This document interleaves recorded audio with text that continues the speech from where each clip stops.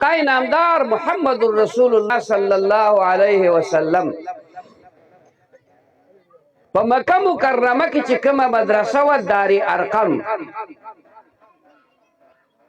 هغې څوک پیدا کړي هغې کومې هستیانې پیدا کړي هغې هغه خلک پیدا کړل چې څلوېښتم مسلمان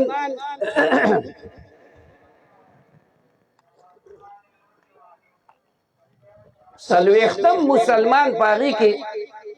حضرت عمر فاروق دی را روان دی چې رسول الله مبارک قتلو نعوذ بالله دروازه بنده وه ور یې وټکو په دې چاودو کې ورته صحابه کرامو چې وکتل رسول الله مبارک ته ویې چې عمر دی عمر خو د مکې مکرمې خان و او زورور سړی و خلق ته یریدل سید الشهداء حضرت حمزه رضی الله تعالی عنه توره وښکله وی که په ښه خیال راغلی خو ډېره ښه خبره که په ښه خیال نه راغلی نو تنه به یو خوایي سر به بل خوی هغه چې راغی رسول الله مبارک د دې ځای نه ونیو وی عمره تر اوسه پورې د اسلام حقانیت دې زړه ته کوز نه شو وی یا رسول الله کوز شو د یو منټ د صحبت په برکت د عمر دنیا بدله شوه رسول الله مبارک سره یو منټ ملاقات شو او فورا بدل شو زمونږ د تصوف علما دا خبره کوي تاسو صحبت د خپل پیر په صحبت کې کینئ د هغه سره ملاقات کوئ د هغه مجلس کې کینئ دا انقلاب انسان کې راولي دا تبدیلی انسان کې راولي دینی تبدیلی راولي عمر وی دا زړه دنیا مې بدله شوه د دین حقیقت مې زړه ته کوز شو بیا یې د نبي اسلام تپوس کوو دا مونږ چې څه کوو دا حق دی نبي اسلام یو دی بیا په دې ګوټ کې پټ ولې ناست وی د الله حکم دی چې بار په ظاهره او په ښکاره باندې به کلمه د خلکو مخکې نه وایه مونځ به ښکاره نه کوئ د الله حکم دی خلق په درته تکلیف رسوي خو تاسو به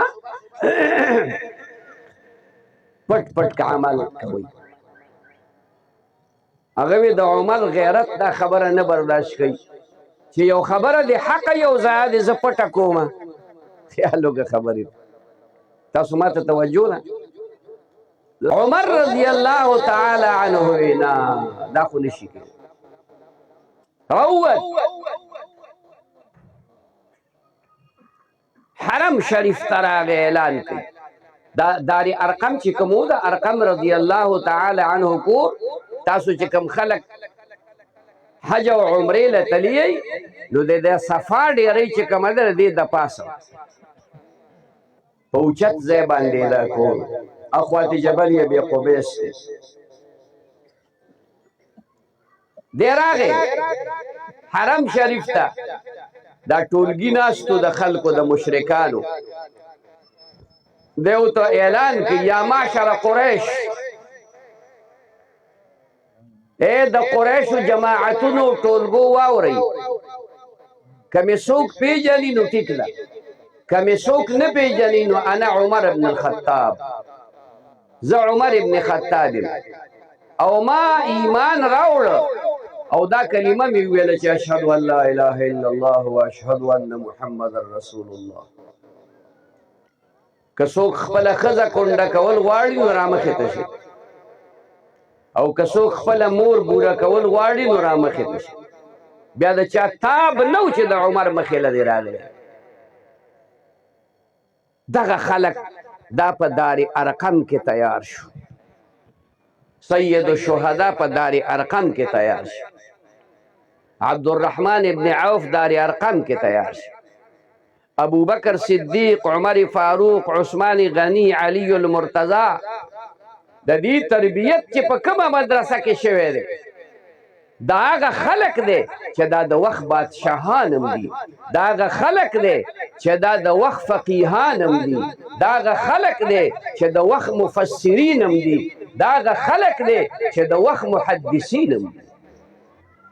د وخت مبلغین هم دي.